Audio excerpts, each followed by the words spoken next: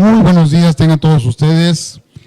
Señores, les agradezco muchísimo que hoy, día 6 de agosto del 2002, estén con nosotros, del 2020, perdón, estén con nosotros disfrutando una conferencia más con un catedrático de Bolengo, con una trayectoria académica increíble, y voy a hablarles brevemente. ¿Sí? Se trata del doctor José Guadalupe Arias Bustos, que el día de hoy tenemos el gusto de tenerlo con nosotros aquí en el Instituto Profesional de Emprendedores SC. El doctor José Guadalupe Arias Bustos es abogado, tiene maestría en Derecho Penal, tiene maestría en Criminalística, tiene doctorado en Educación y doctorado en Derecho Penal. Durante toda su trayectoria profesional ha sido Ministerio Público Federal, de origen militar. ¿Sí? Fue director del centro penitenciario, ha sido asesor de diferentes instituciones gubernamentales y hoy en día se desempeña como catedrático en diferentes universidades. Le damos la mayor bienvenida al doctor José Guadalupe Arias Bustos, que me da mucho gusto tenerlo aquí. ¿Sí? Mi querido doctor, bienvenido a esta tu casa, como siempre, agradeciendo que seas parte de nuestro equipo de docentes, ¿sí? Y sobre todo que tengas la oportunidad, ¿verdad?, en tu agenda de que nos otorgues el día de hoy esta conferencia. Háblanos un poquito, tú eres autor de 3 libros, mi querido doctor, por favor. Ok, gracias, pues te agradezco de antemano y gracias a todos por estar aquí. Pues me siento honrado en haber sido invitado por el Instituto Profesional de Emprendedores para poder platicar con ustedes en general sobre un tema de importancia, ¿sí? Con relación a la pregunta que me hacía mi señor maestro, bueno, tengo el libro de Derecho Ejecutivo Penal, Penitenciario, otro libro que se titula Un día en la cárcel cambia tu vida, víctimas del sistema, otro sobre Derecho Penal Militar, ya adecuado al sistema penal acusatorio, también en materia de fuego de guerra. Y bueno, estamos también por sacar un libro muy interesante con una tendencia filosófica, teológica y otras cuestiones por ahí muy profundas, que bueno, es un mensaje de mi experiencia hacia todos, que lo hago con mucho cariño. Y ese libro se titula Reflexiones de un siriano para los terrícolas, como que se oye así muy, ¿verdad? Pero bueno, como les decía, es un mensaje en el cual pues quiero despertar muchas inquietudes y que pues todos mis hermanos humanos pues sientan que hay que reflexionar y cambiar conductas. Doctor, qué interesante los temas que manejas en base a tus libros, pero me llama mucho la atención uno, el de Un día en la cárcel cambia tu vida. Ese imagino que lo sacaste a raíz de la experiencia que tuviste como director del centro penitenciario. Qué importante y qué frustrante también ha de ser para las personas que están privadas de su libertad por algún delito, ¿sí? Y hay algunos otros que en realidad son víctimas del sistema, ¿no? Inocentes. Platícame un poquitito de él, nada más poquitito, doctor, de veras. Ok, con mucho gusto. Mira, ese libro exactamente nació la idea de hacerlo al estar viviendo como director de diversos centros penitenciarios aquí en el estado de Chiapas. Pues la convivencia diaria con la población interna me hizo ver muchas cosas y sobre todo una reflexión. Y de ahí nació esto, lo digo en una forma así como, si ustedes quieren, cotorreando. Me sentí en ese momento Silvio Pinole, porque quise llevar casos de la vida real, dar a conocer realmente cuál es la problemática que tenemos en el sistema penitenciario. Y hay muchas injusticias. Por eso se titula así, Un día en la cárcel, simplemente un día cambia tu vida totalmente. Totalmente, es un impacto especial para el ser humano ser privado de tu libertad. Y por consecuencia algo que casi muchos ignoran. ¿Por qué le llamo también víctimas del sistema? Porque las familias se convierten en víctimas del sistema, no simplemente la persona que está recluida en un centro penitenciario, sino también hay un impacto muy fuerte dentro de las familias de ellos mismos. Qué interesante tema, doctor. Pero bueno, esperamos que prontamente nos enriquezcas con ese tipo de convenciones, de conferencias, ¿verdad? Yo sé que tienes una agenda bien apretada, pero yo sé que nos vas a regalar un día más. ¿Sí? Doctor, mucho gusto. el día de hoy tienes una conferencia muy importante. ¿Cuál es el tema? Realidades del sistema penal acusatorio. Doctor, el auditorio es todo tuyo. Recuerden, señores, que estamos en vivo en Facebook Live, estamos en Instagram y en plataforma Meet. Los dejo con el doctor José Guadalupe Arias Bustos. Disfrútenlo. De veras, es un privilegio que esté con nosotros.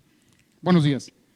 Muy amable, gracias. Bueno, pues miren, ¿por qué titulé este tema, esta plática? Porque más que nada yo lo siento como una plática hacia todos ustedes que nos hacen el honor de estarnos escuchando y viendo en este momento.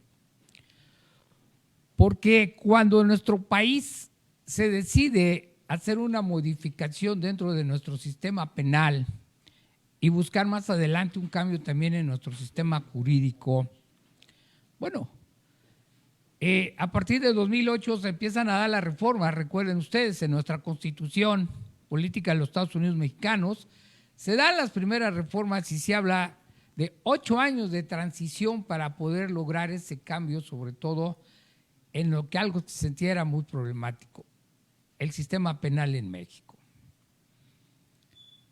No olvidemos que este cambio también tiene que ver por la influencia internacional que hay de muchos países hacia este apreciado país que es nuestro, México, ¿sí? Y lo resalto porque nos debemos de sentir mexicanos, estamos olvidando ese aspecto muy importante, sentirnos nacionales y que vivimos en un país y debemos llamarlo, y debemos de entregarnos a él. Este es un mensaje para todos, sobre todo aquellos que son servidores públicos, que no olviden que deben de tener una ética, principios y valores que han partido desde la educación que recibieron en su hogar y a través de la educación, y que su deber es servir con ese profesionalismo que debe de ser. Cuando empezamos a hablar de este cambio, pues bueno, todos se asustan porque se empieza a hablar de oralidad. Fíjense bien, y les voy a ser sincero, a mí me extraña esa conducta dentro de mis compañeros y amigos profesionistas del derecho, porque decían oralidad y ponían una cara de pánico. No puede ser así. Yo les decía, espérate, si la oralidad la vivimos día a día, momento a momento de nuestra vida, y la oralidad es desde el origen del hombre, en este lugar, en este planeta que es la Tierra. Pero había un impacto muy fuerte psicológico hacia todos aquellos que estaban en el área del derecho, porque hablábamos de esa transformación a juicios orales. Fíjense bien, ¿no? Juicios orales, espérate. Óyeme, pues eso se dio desde el origen del hombre. O sea, a través de la historia hemos visto que, bueno, la oralidad se ha dado. Yo no entendía el por qué ese impacto. Y lo digo abiertamente y sin ofender a nadie, que quede muy claro. Cuando empezamos a hablar de esta transformación, yo siento que el gobierno federal y el propio Poder Judicial Federal se queda dormido, así le llamo yo, porque dicen, hay 8 años, pero no se ve que empiecen ellos a actuar para ver cómo se iba a hacer la transformación hacia el nuevo sistema penal acusatorio adversarial. En cambio, de acuerdo a las reformas y cómo se manejaron los tiempos en nuestra Constitución y en las diversas cuestiones que empezaron a expresarse para transformar este sistema, muchas entidades federativas empiezan a cumplir. Fíjense bien, entidades federativas empiezan a tomar la iniciativa de modificar su sistema penal y empiezan a crear sus códigos de procedimientos penales adecuados al sistema penal acusatorio. Y quiero insistir, yo no, ¿por qué nuevo? O sea, no tiene nada de nuevo. Sí, discúlpenme. Es un sistema que se lleva a cabo en muchos países desde hace mucho tiempo. Entonces, yo no sé por qué. Nuevo sistema penal acusatorio. No. Es un sistema que estamos adecuando y debemos de adecuar correctamente a la forma como somos los mexicanos. Aguas. Ahí tenemos una de las realidades. Por eso le enfoqué esto, realidades. Porque lamentablemente nada más se dedicaron a cortar y pegar. es copiar nada más, pero no hicieron un análisis y adecuación de acuerdo a cómo son los mexicanos, piensan los mexicanos, cómo es la idiosincrasia del mexicano. No somos chilenos, no somos argentinos, no somos peruanos, no somos canadienses, no somos norteamericanos, tampoco somos franceses, españoles, pues, alemanes, no, somos mexicanos. Entonces las cosas se tienen que adecuar a cómo ha sido este país y de acuerdo a su cultura y algo que a mí no me agrada mucho, de acuerdo a sus costumbres. ¿Sí? Bueno, les hago este comentario porque al inicio, ¿sí?, aquí en Chiapas le llaman juzgados, ¿sí?, de garantías. Yo me hago la pregunta, ¿juzgados de garantías? ¿Dónde dice en la Constitución Política de los Estados Unidos Mexicanos, en esta reforma, de juzgado de garantías? Habla de juez de control. Ah, no, pero aquí le pusieron juzgado de garantías, juez de garantías. Vean ustedes, cómo les digo, por eso para mí fue preocupante como parte de esta área del derecho y como catedrático mismo, el que no estábamos haciendo las cosas correctamente. Empiezan a dar una diversidad de talleres, cursos, pero te traigo teoría. Si eres tan amable de ponerme el flujograma para iniciar y que nuestros escuchantes y visuales vean cómo se empieza a hacer la transformación, ¿no? Entonces, eso es muy importante. Hay cambios, sí, pero realmente no nos preparamos, porque les decía yo, a través de cursos, de tallercitos, pues quisieron preparar tanto a los hoy operadores del sistema como a los abogados en general. Pero te empezaron a dar teorías, pero teorías y cosas de otras naciones, nada adecuado a cómo es este hermoso país. Pero no te dijeron, oye, así lo vas a aplicar, esta es la práctica. ¿Sí? De nada sirve, nosotros lo sabemos en el derecho, nos aprendemos las normas jurídicas, ahí tenemos infinidad de leyes. En este país estamos llenos de legislación. Pero ¿cuál es el problema, pues? ¿Las aplicamos realmente? ¿Sabemos hacer hoy, como le llaman, ese razonamiento, la aplicación de esa lógica jurídica para aplicarlo? No. Entonces, es una de las realidades que estamos viviendo al buscar esta transformación, este cambio. ¿Sí? Una pregunta por acá, no sé si en esta pantalla se va a ver el flujograma. No, porque yo necesito ver la trayectoria. Bueno, ok, quiero decirles, se divide en 3 etapas, general. Todos sabemos, ¿no? En este programa aparece primero lo que es la etapa de la investigación. No lo olvidemos, en el derecho penal, una de las funciones principales para poder hablar del derecho penal es el Ministerio Público, ese servidor público que es tan importante y relevante. No lo olviden, por favor.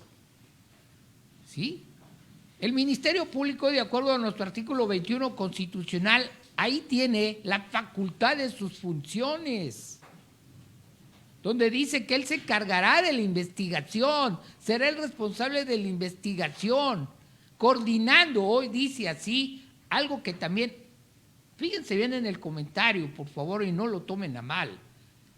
Policías, coordinará policías y peritos. Espérame.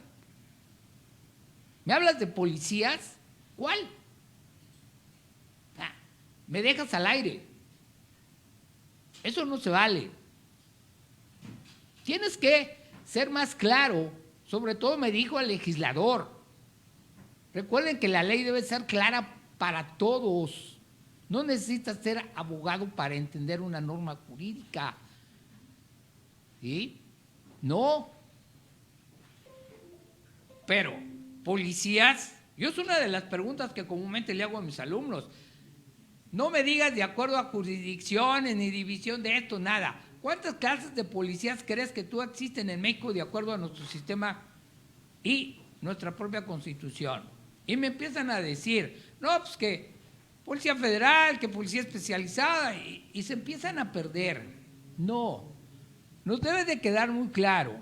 ¿Y por qué les hablo del policía? Porque es parte vital dentro de la investigación criminal hoy en día para este sistema penal acusatorio. Tenemos una policía preventiva, prevención del delito, por eso estoy uniformado y traigo una patrulla. Me están viendo visualmente como disuasión, prevención del delito. Y mi función es prevenir el delito. Y dependo de una Secretaría de Seguridad Pública, ya sea federal o estatal o municipal. Y no lo olviden, dentro del fuero de guerra también existe la policía preventiva, que es la policía militar, que es exclusivamente para el fuero de guerra, para los militares en activo servicio. Bueno, después de ahí tenemos una policía investigadora. Sí, ahí está. Óiganlo bien, investigadora, la cual depende de las fiscalías de los estados y de la hoy llamada Fiscalía General de la República. Son policías que son y deben de estar como el brazo derecho del Ministerio Público para la investigación. Por eso debemos ser claros. El policía preventivo tiene otras funciones. Hoy hablamos de primer respondiente, segundo respondiente, o sea, insisto, no somos claros en lo que queremos. Y área pericial, fíjense bien lo que les estoy diciendo, área pericial, donde pues son especialistas en las diversas ciencias, disciplinas, artes u oficios que van a ser coadyuvantes para tanto la procuración y administración de justicia. ¿Con qué? Con los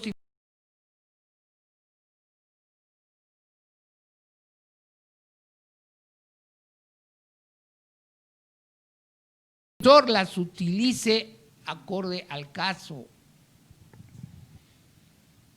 Entonces, nos va quedando claro. ¿Por qué? Porque empezamos a hablar y, por favor, en el derecho penal, ahí lo dice, denuncia o querella. El Ministerio Público conocerá de un hecho delictivo a través de la denuncia o querella.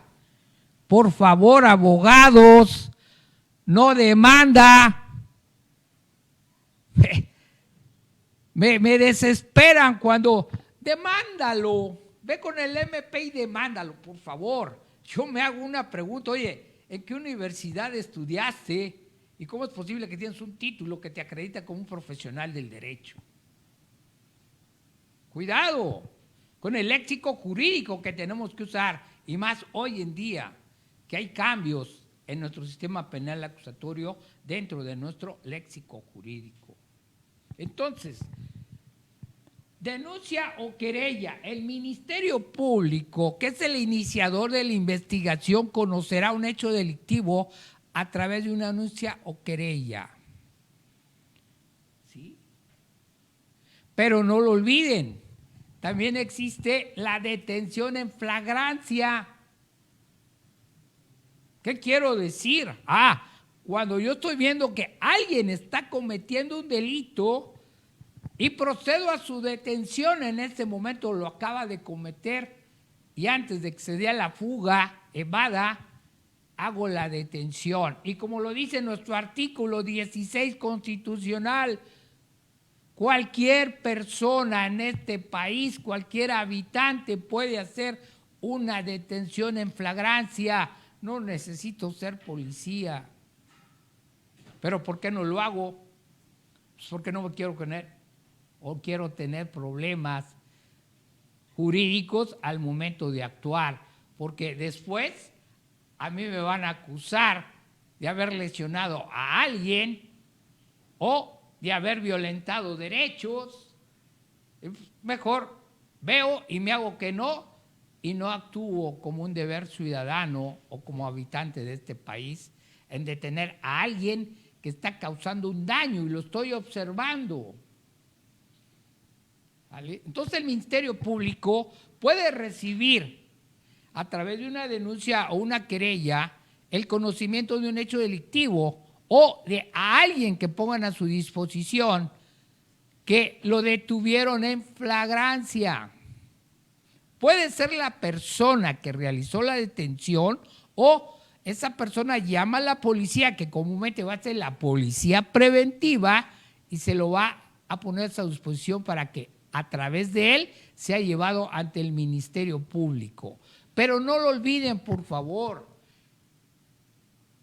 Esa persona que detuvo y además la víctima u ofendido se tendrán que presentar ante el Ministerio Público y no quieren. Entonces, ¿por qué dicen luego, es que el Ministerio Público es corrupto, lo dejó ir? Pues, espérame, si es un delito que marca nuestro Código Penal, donde se requiere querella, es decir, la parte afectada tiene que querellarse ante el Ministerio Público, si no se presenta, el Ministerio Público no está obligado a continuar una investigación, ni mucho menos ejercitar una acción penal, es decir, poner a disposición de un juez. En cambio, cuando se recibe por una denuncia, es de oficio, como decimos en el medio jurídico, que el Ministerio Público investigue y tenga los elementos necesarios para ejercitar la acción penal. Ahí también, escúchenme bien, por favor, podemos hablar de una acción con detenido o sin detenido. Muchas veces el MP recibe denuncias o querellas, pero no tiene a nadie físicamente detenido, o como se dice en el medio ministerial para él, retenido. No lo tengo físicamente a mi disposición. Vinieron, denunciaron, no sé qué sean, pero la persona tal vez se evadió. Pero si tengo los elementos necesarios dentro de mi investigación, pues ejercitaré esa acción penal y haré del saber al hoy llamado juez de control, en el cual dentro de ese ejercicio de la acción penal, al hacer mi consignación, yo le voy a solicitar obsequie las órdenes de aprehensión para esas personas que evadieron la justicia y sean puestas a su disposición, las cuales estamos señalando como implicadas en ese hecho delictivo que le estamos haciendo de conocimiento al juzgador. ¿Ok? Entonces, vean, el Ministerio Público admite e inicia una investigación, pero también no puede iniciar investigación. Él tiene hoy esa facultad de acuerdo a el sistema penal acusatorio, es decir, no hay elementos, no es un delito la conducta que tú me estás mencionando, no inicio investigación. Pero si yo soy víctima u ofendido y no estoy de acuerdo, bueno, pues puedo ir ante el juez de control y quejarme ante él y decirle, oye, el Ministerio Público no quiere hacer su trabajo. Y ya el juez de control decidirá si tengo o no la razón yo o el Ministerio Público. El Ministerio Público también, dentro de su investigación, puede mandar a un archivo temporal para anular más la investigación y tener los elementos necesarios para actuar. Pero abusados, comúnmente esto va a suceder cuando no tengo una persona físicamente detenida. ¿Sí? Si mandé archivo, puedo reaperturar la investigación en el momento oportuno y además, dentro de mi investigación, si tengo a la víctima ofendido y al indiciado, debo de aplicar ese principio de oportunidad. ¿Qué quiero decir? Hoy como MP le puedo decir, por favor, si no es un delito grave, que la máxima no rebase los 5 años, etcétera, como dice nuestra normatividad especializada, que no es un delito de impacto, bueno, lleguen a un acuerdo amistoso. Solucionen su problema forma amistosa, repare el daño, desen la mano y todo se acabó. Fíjense cómo desde el Ministerio Público hoy, esos son los cambios también que tenemos dentro del sistema penal acusatorio, donde estamos buscando ya que las partes puedan llegar a un común acuerdo y solucionar su problema. Pero tenemos que cambiar mentalidad, por favor, escúchenme bien, mentalidad. El pueblo mexicano, por eso les digo, no adecuamos a cómo es el mexicano. En general, todos actuamos por venganza privada. Tú me haces algo, policía, deténgalo. Llévelo a la cárcel. Eso ya es venganza privada. Dentro de ti quieres vengarte, crees que con el hecho de verlo tras una reja ya te sientes satisfecho. En lugar de que te preocupes mejor como víctima ofendido que te reparen tu daño.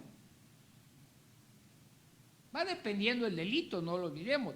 Esta conducta típica que marca nuestra legislación penal. ¿Sí? Claro, si es un delito de impacto, delito grave, va a ser difícil que yo llegue a un arreglo. Además, la propia normatividad no me lo va a permitir. De oficio se tendrá que llevar todo el procedimiento hasta llegar a una resolución final del Tribunal de Enjuiciamiento, llamado así, de que dicte una sentencia, ya sea de culpabilidad o inocencia. Entonces vean la parte vital del MP. El MP es algo importante. ¿Y saben cuál es otro de los errores? El Ministerio Público anteriormente tenía fe pública como parte de su función como un órgano investigador, de acuerdo al 21 constitucional. Yo te podía llegar al lugar del hecho, dar fe de lo que estaba viendo y coordinar y estar en el lugar del hecho criminal. Si me entregaban algo, daba yo fe de lo que me estaban entregando, de la situación de cómo estaba la víctima, el ofendido, el indiciado, daba yo fe. Hoy no, grave error. Hoy el Ministerio Público no quiere salir de su oficina. A su policía ministerial, hoy en sí general llamado segundo respondiente, no, ve ya la investigación, infórmame, espérame. O sea, eso ya le quita, escúchenme bien, calidad y profesionalismo a una investigación criminal. Es importante que el Ministerio Público se inmiscuya directamente en esa investigación. Por eso, cuando ya estamos en juicio, las etapas del procedimiento, pues muchas veces el MP ni siquiera sabe de qué se trata el asunto, porque ni siquiera leyó bien hoy su llamada carpeta de investigación criminal. Recuerden, antes llamada averiguación previa. Entonces, no olvidemos, si el Ministerio Público con detenido o sin detenido carcita la acción penal, pues hará llegar al hoy llamado juez de control esa carpeta para que se inicie el procedimiento penal y el Poder Judicial tenga conocimiento y empiece esa función de los jueces. ¿Vale?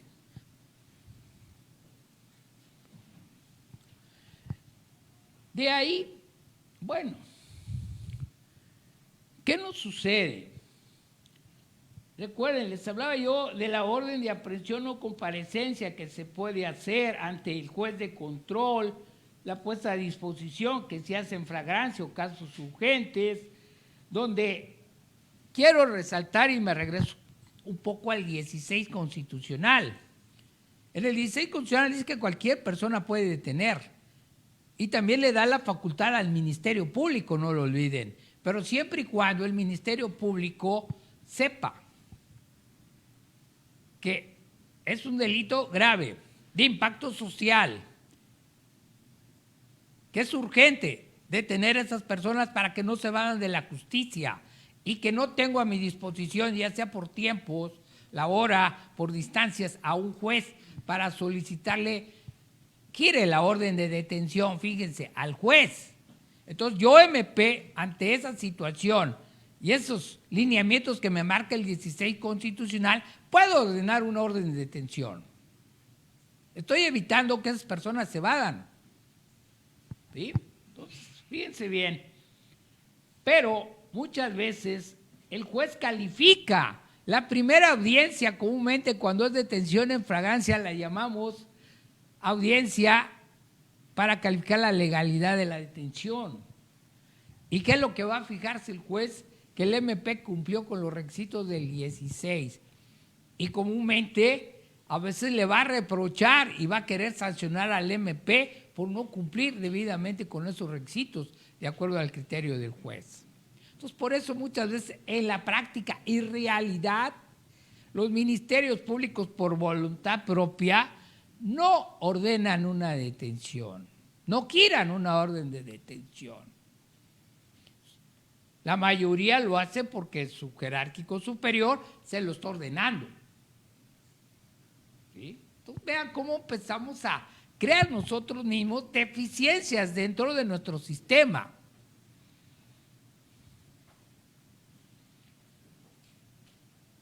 Ya dentro del inicio de la etapa, cuando estamos ante el juez de control, por favor, no juez de garantías. Acuérdense que su Código Nacional de Procedimientos Penales y su propia Constitución dice juez de control. Será el primer órgano jurisdiccional, es decir, del Poder Judicial, que conocerá del hecho delictuoso ya para iniciar el procedimiento penal. El MP puso a disposición, tal vez por detención en flagrancia, caso urgente, se calificará. El juez hoy ratificará la detención. Quiero comentarles algo. Por decir, en Chiapas y en muchos estados, cuando cada entidad federativa hace su código de procedimientos cumpliendo con los cambios,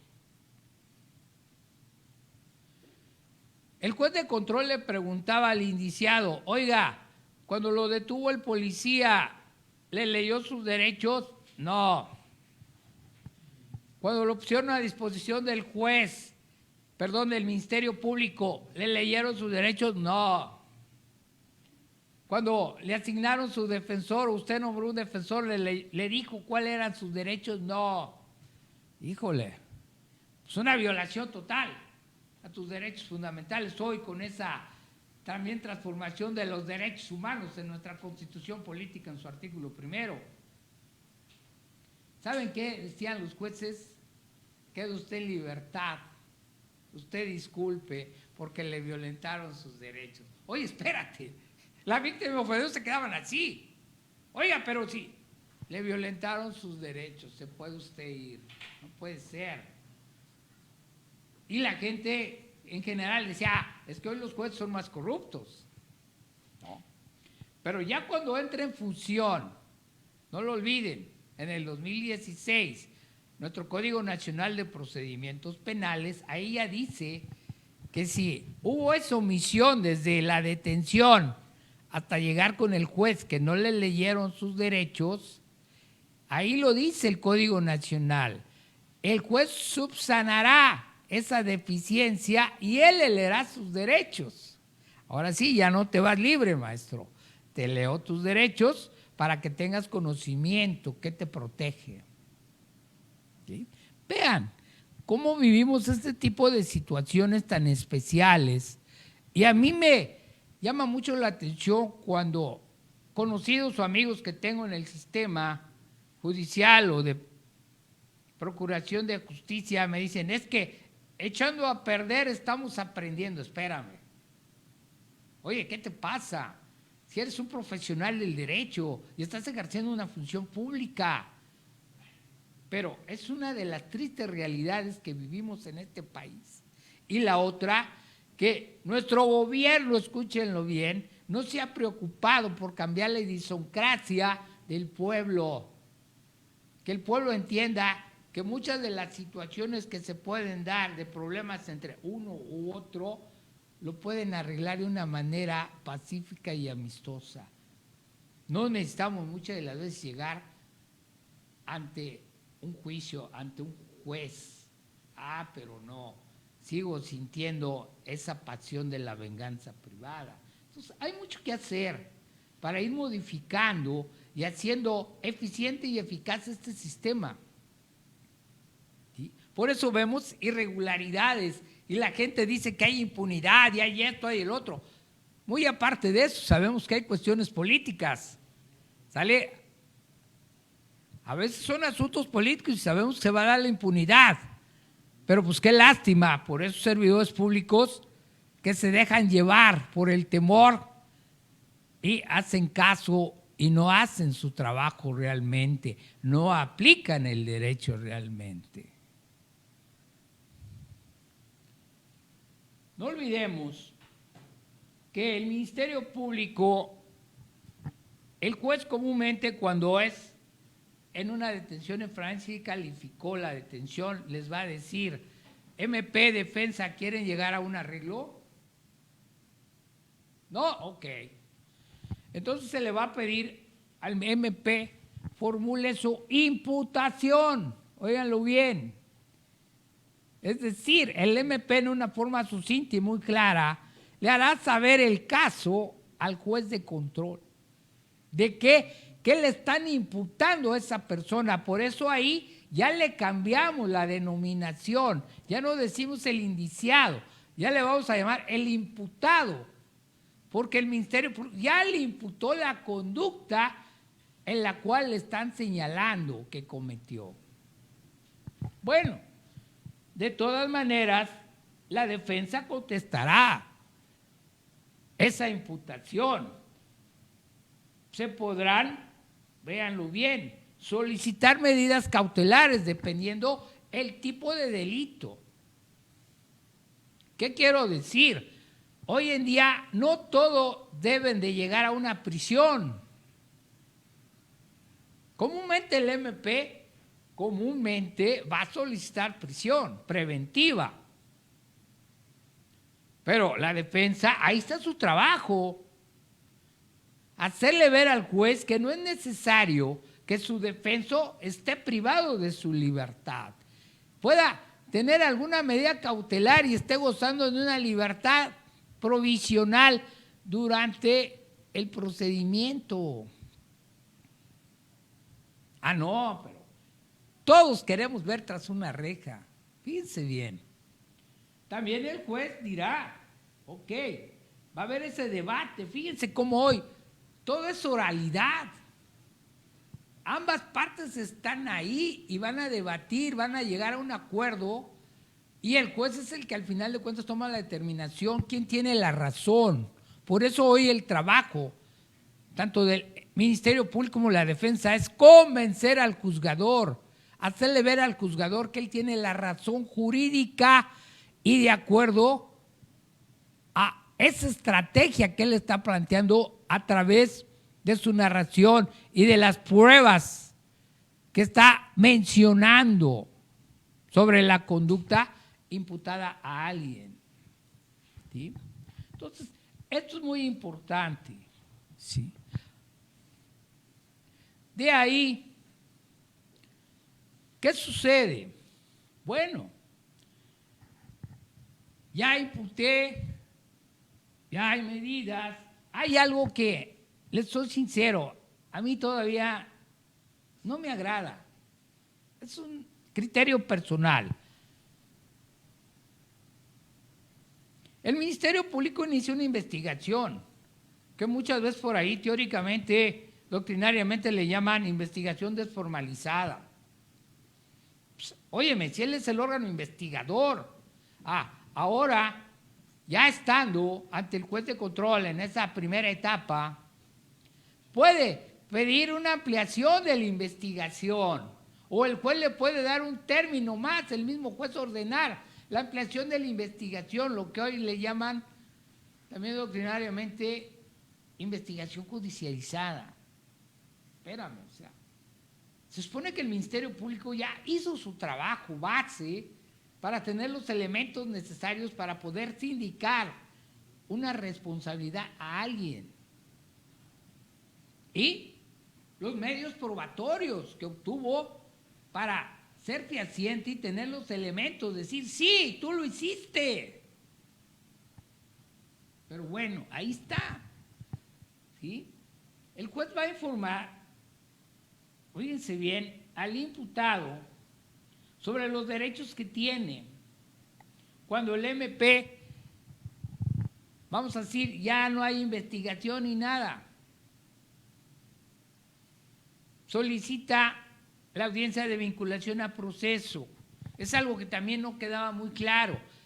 En esta etapa del juez de control, el juez de control sigue teniendo el término constitucional que le marca el 19.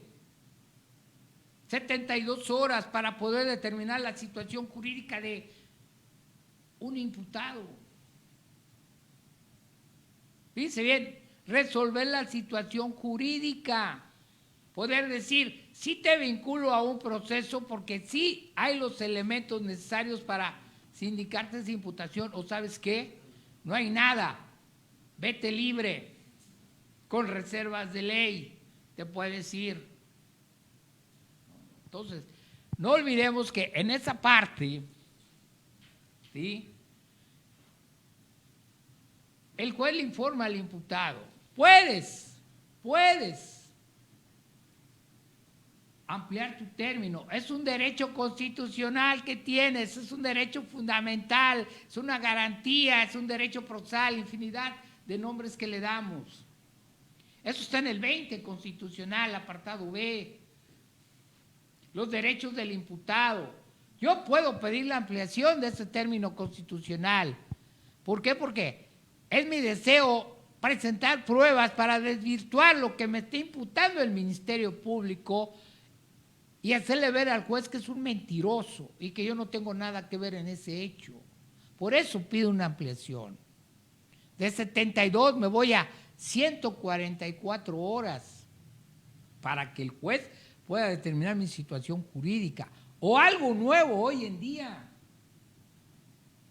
El imputado puede renunciar, caray, a ese término constitucional. Decirle, ¿sabes qué, señor juez? No me interesa, vincúlame ya a proceso. Es como estoy reconociendo ya mi culpabilidad. O sea, ¿para qué alargo? Si sé que sí soy responsable de ese hecho que me estás imputando. Vean los cambios que se están dando. Entonces, recuerden ustedes, en esa imputación que se hace y después esa acción de la vinculación al proceso, bueno, pues el juez dará la fecha después de otras acciones que se pueden dar para escuchar nuevamente a las partes y determinar si te vinculo a proceso con prisión preventiva o te dejo gozando de alguna medida cautelar con una libertad provisional. ¿Sí? Para iniciar la parte del proceso dentro de lo que le corresponde al juez de control, lo que más adelante le empezamos a llamar etapa intermedia. Pero fíjense que es muy lamentable que nuestros ministerios públicos, óiganlo bien, ministerios públicos o defensores, muchas veces no saben ni siquiera en qué parte de la etapa del procedimiento van. Es una falta de profesionalismo, de ética, que ni siquiera me he preocupado por prepararme para poder actuar en este sistema penal acusatorio. ¿Creen